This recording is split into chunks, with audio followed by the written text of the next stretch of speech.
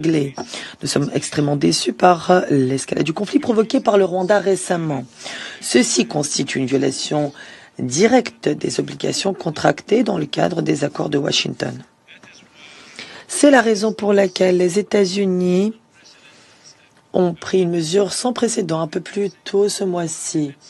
Nous avons imposé des sanctions ciblées aux forces de défense rwandaises et certains de ces généraux, 4 au total.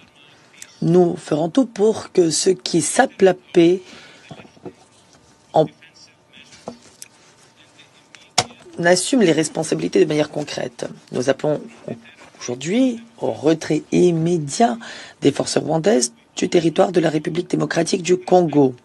Nous appelons en outre au respect de la souveraineté, de l'intégrité territoriale et de l'indépendance politique de la RDC.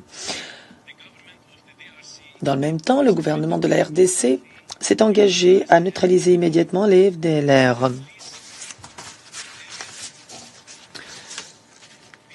À tout le monde dans les zones que le gouvernement contrôle. Ceci est essentiel pour apaiser les préoccupations qui alimentent la méfiance et l'instabilité dans la région.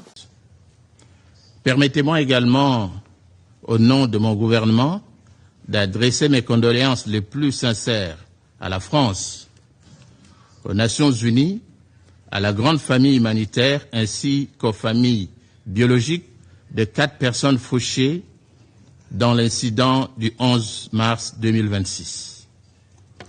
Il s'agit notamment de Madame Karine Bisset, ressortissante française, cadre de l'UNICEF, qui a dédié sa vie au service de l'humanité, ainsi que de 3 autres citoyens congolais. De sécurité s'est vu brièvement Mon gouvernement suit de très près à la situation. Par des agents de sécurité des vérifications sont en du cours Congo, afin d'apporter la lumière sur les circonstances exactes ayant conduit à cette tragédie survenue à Goma, une ville actuellement sous contrôle du M23, appuyée par le Rwanda. d'échanger d'hôtel, mais a été harcelé